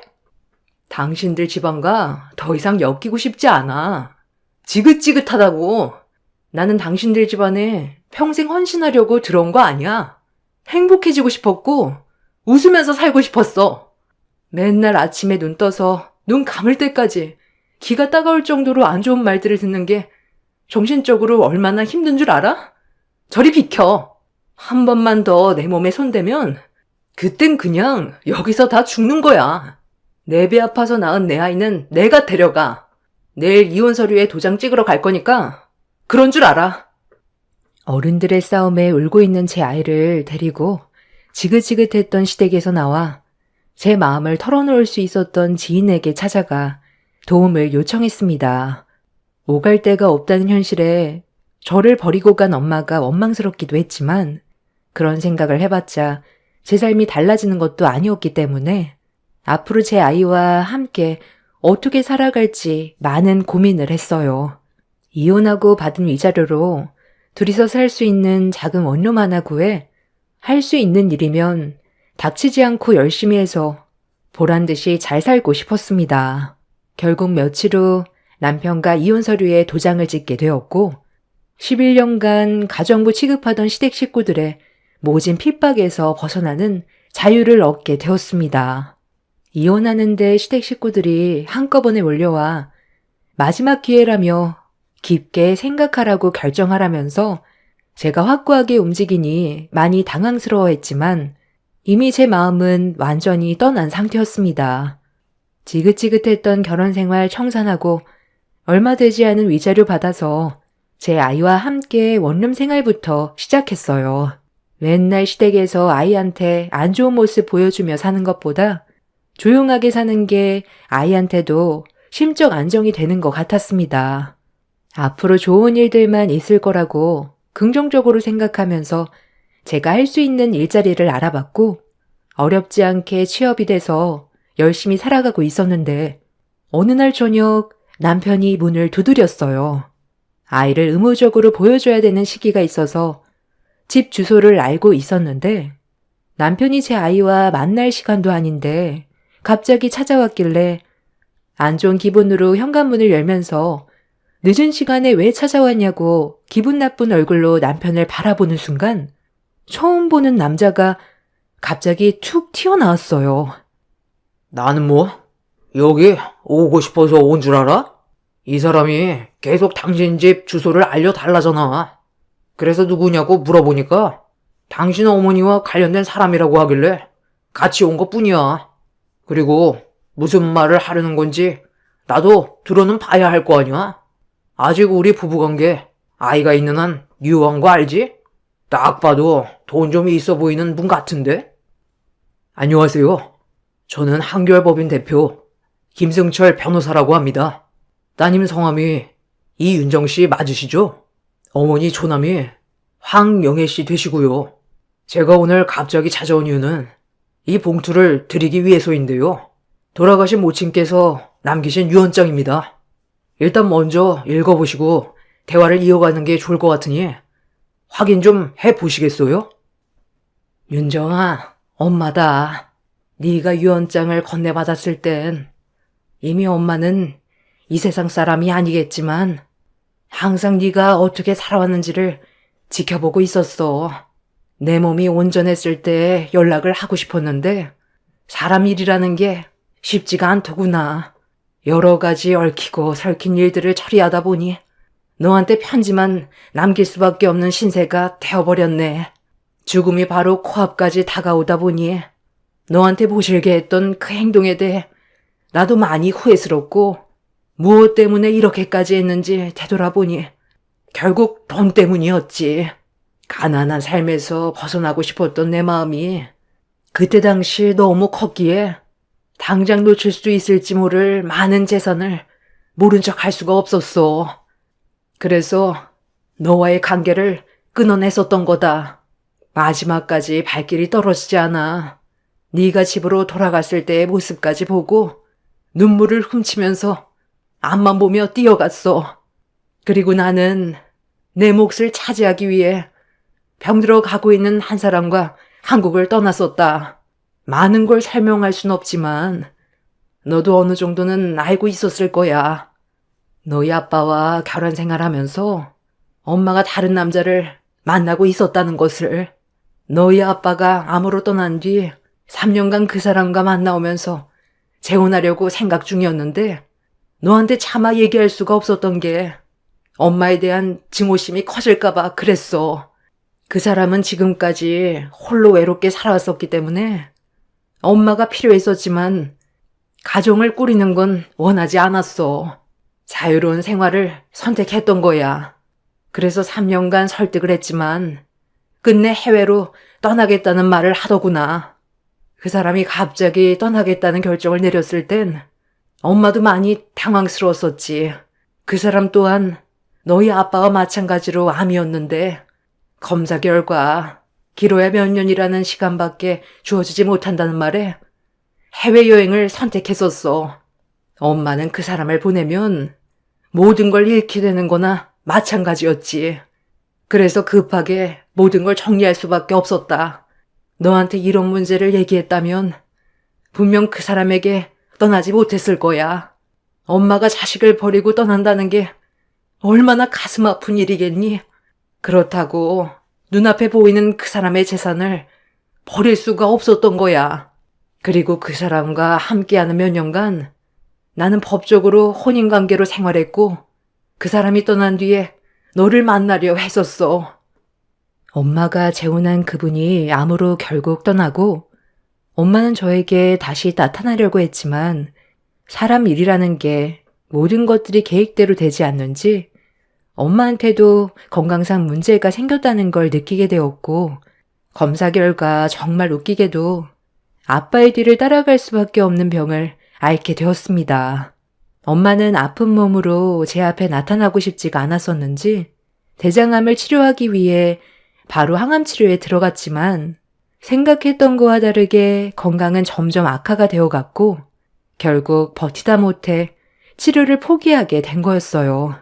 마지막 순간까지도 제 얼굴을 볼 수 없었던 이유는 돈 때문에 선택한 결정이었는데 그 결정이 너무 후회스러웠고 떠나게 될 줄 알았다면 제 곁에 있어주지 못했던 시간들이 너무 미안해서 소식만 받으면서 생을 마감하게 된 거였습니다.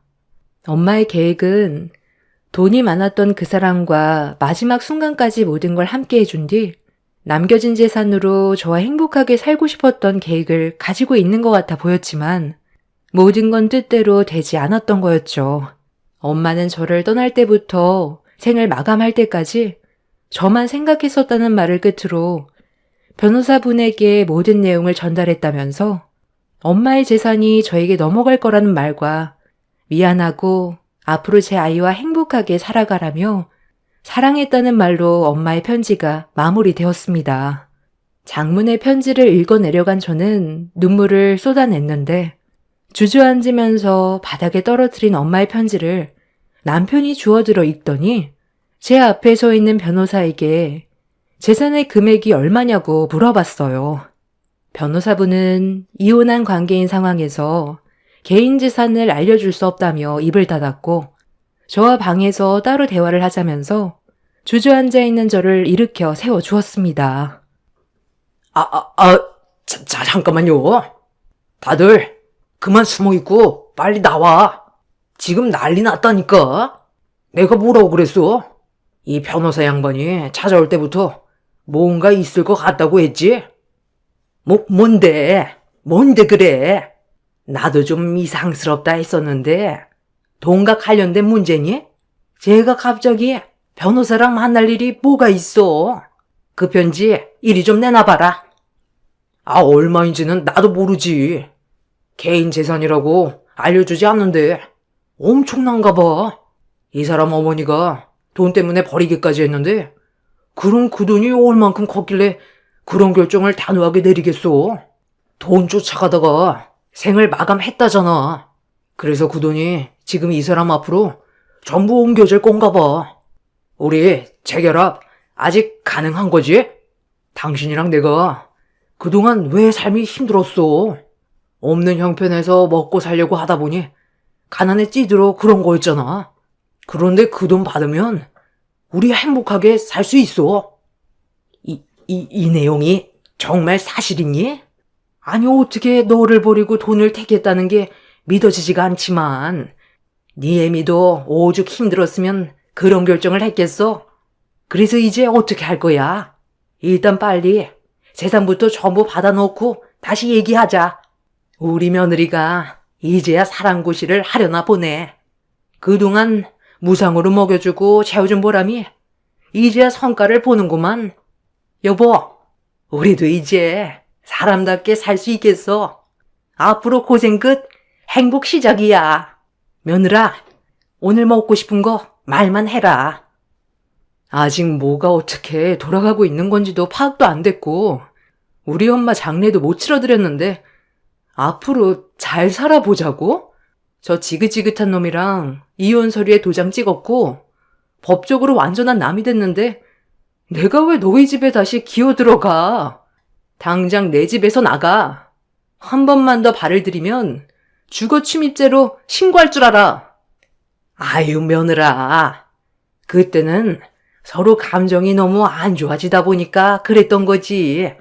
나는 너를 다시 받아줄 생각이었다. 시애미가 오죽했으면 그랬겠니? 다 잘 살자고 그런 거지. 내가 분명 얘기했을 텐데 한 번만 더 들어오면 그땐 주거 침입죄로 신고하겠다고. 내 허락 없이 들어왔으니 이건 정당방위지. 전시댁 식구들은 저와 더 이상 아무 연관도 없는 남인데 저희 엄마가 떠나고 남긴 재산이 많다는 이유로 저에게 다시 접근하려 들었어요. 막무가내로 집안으로 들어오려 하길래 몇 번이나 경고를 했지만 이미 그 인간들은 돈 때문에 얼굴에 철판 깔고 막무가내로 들이닥쳤습니다.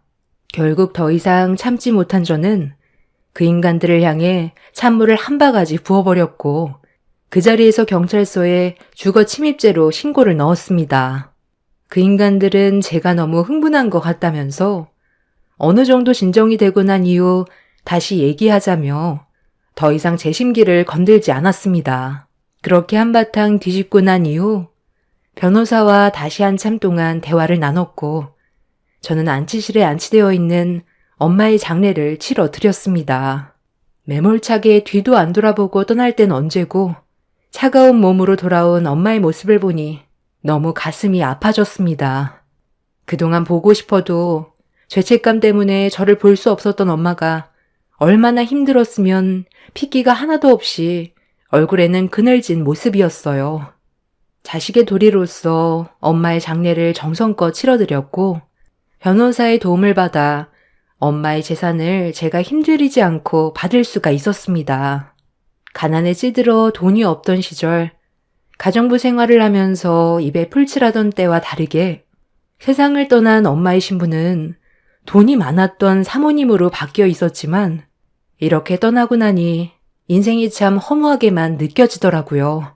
도대체 무엇을 이루기 위해 돈만 보고 악착같이 살아왔나 싶어요. 아무리 부족하고 힘들어도 저와 함께 했었으면 저도 이런 삶을 살진 않았을 텐데 과거를 되돌아보면 그때 당시 엄마의 선택이 많이 아쉽습니다. 좋은 추억 하나 만들지 못하고 달랑 편지 한 통에 모든 걸 정리해버린 엄마의 행동이 마음 아프지만 저를 위해 선택했던 결정이었다고 좋게 생각하고 살아가려 합니다. 엄마가 저에게 남겨두신 재산은 총 50억 정도 됩니다. 갑자기 너무 큰 돈이 들어와서 어떻게 해야 할지 모르겠고 이 돈을 제가 온전히 받는 것도 죄스럽게만 느껴집니다. 저희 엄마는 떠났는데 저와 제 아이만 행복하게 잘 살 자격이 되는 걸까요? 전시댁 식구들은 저에게 재산이 얼마나 남겨졌는지 알지 못하기 때문에 속이 타들어가는지 어떻게 해서든지 전 남편과 다시 재결합시키려고 온갖 노력을 다 기울이고 있지만 조금의 감정도 생기지가 않습니다. 평소에 행실이 좋았다면 제 마음은 바뀔 수 있었겠죠. 그 사람들이 배 아파 뒹굴고 있는 모습을 보니 한편으론 속이 후련하기도 합니다. 제 아이와 앞으로 적당한 집 하나 구해서 아무런 방해 없이 조용히 살아가고 싶어요. 그리고 남은 재산의 일부는 저처럼 가난한 삶이 힘든 분들을 위해 어느 정도 도와드리려고 계획 중입니다. 과거에 안 좋았던 기억들 전부 떨쳐버리고 앞으로의 미래만 생각하려고요. 다가오는 주말에 눈이 내릴 거라던데 여러분들께서도 건강에 유의하시고 올해의 마지막 12월 마무리 잘 하시길 바랍니다. 제 기가 막힌 사연 들어주셔서 감사합니다.